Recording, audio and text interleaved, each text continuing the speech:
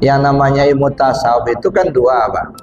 Pertama ilmu tasawuf, yang kedua amaliyah tasawuf, yang ketiga akhlak tasawuf. Nah ini kita bedakan. Kalau ilmu tasawuf, ilmu ketuhanan, mengkaji tentang diri sendiri supaya kenal sama Allah, itu ilmu tasawuf. Jadi kalau orang bilang dia orang tasawuf tapi tak tahu ilmu tasawuf, itu mutasawwif, bukan orang tasawuf. Mutasawwif itu lagak-lagak sufi, belagak tasawuf, ya pakai jubah terus, jenggot panjang, tapi kosong, nggak ada isi. Nah, itu mutasawwif. Kita tak mau seperti itu ya. Lebih baik seperti kata Nabi, ya banyak hamba yang sembunyi di alam terang. Ya, mereka tidak ingin dikenal di bumi tapi masyhur di langit. Kata. Di bumi tak banyak yang tahu, tapi di langit para malaikat pada kenal semua. Ini namanya sembunyi di alam terang. Kata ya. Enggak kelihatan pakai jubah, pakai igal enggak, pakai surban enggak pernah. Apa pelihara jenggot enggak ada. Tetapi mereka ilmu tasawufnya sangat tinggi, ilmu ketuhanannya sangat tinggi. Malu kita dengan orang-orang seperti ini ya Pak. Ya, so kadang-kadang orang seperti ini itu nyamar. Ada dulu ceritanya Pak, ini maaf agak keluar sedikit dari pertanyaan. Ada seorang raja itu mengadakan riungan, mengundang semua pembesar negeri, termasuk ulama-ulama besar diundang. Ya, berdatanganlah mereka pada harinya. Ya, ada yang pakai jubah, ada yang pakai igal, ya namanya ulama-ulama besar, gitu ya, pakai surban. Datang kemudian kakek-kakek, pakaian compang-camping, ya, badannya penuh korengan, nimbrung mau masuk undangan si raja, langsung diusir sama raja, minta makan, nggak dikasih, diusir. Ya, kenapa? Karena dia bukan ulama. Ya, ada pergilah dia.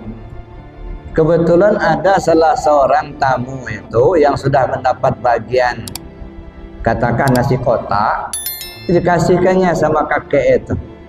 Nah, dibawa sama kakek itu, nasi kakek ini punya saya aja kek, makan aja kek. Pergilah kakek itu.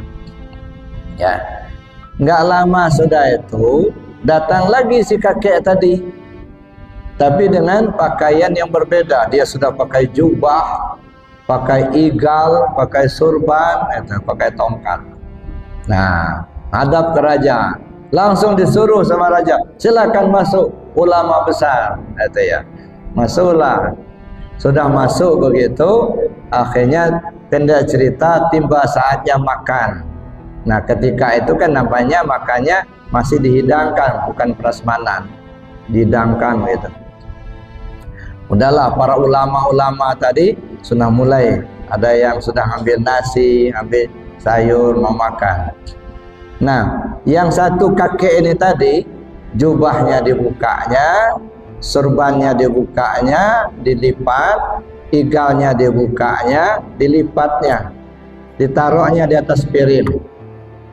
Apa katanya? Wahai jubah, wahai igal, silakan kalian makan. Karena raja mengundang kalian, raja tidak mengundang saya.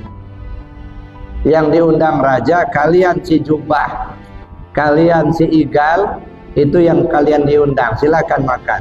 Pergi si kakek tadi, nggak makan dia. Karena raja mengundang kalian, dia nggak mengundang saya. Nah, terus pergi dia. Nggak lama sudah itu ketemulah si ibu yang ngasih makanan tadi. Ya, sampai di rumahnya si kakek itu pas di depan rumahnya juga. Dilihatnya kotak nasi itu pas di depan rumahnya. Kek, ini nasi tadi, udah ambil aja punya kamu, katanya. Ya, silakan ambil, manfaatkan. Dibuka, nasi itu udah jadi emas semua. Si nasi tadi. Rupanya yang datang itu adalah Nabi Allah Khidir alaihissalam. Nah, ini kan sembunyi di alam terang. Ya, orang hanya menganggap yang igal, yang baju besar itu yang ulama besar. Ternyata ini si kakek tadi, nah, itulah ulama besar, Nabi Khidir itu. Ya, nah, itu. Jadi jangan pernah kita melihat orang lain hanya aksesoris, Pak. Nah, mentang-mentang dia sarjana, mentang-mentang profesor, doktor, kayaknya hebat betul, belum tentu, Pak.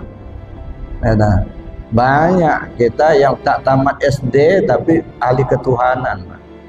Nah, jangan pernah kita meremehkan orang lain. Nah, jangan terpukau dan aksesoris. Ya, apakah dia pakai jubah, pakai sorban, tak ada urusan. Nah, yang kita lihat isinya, berisi enggak?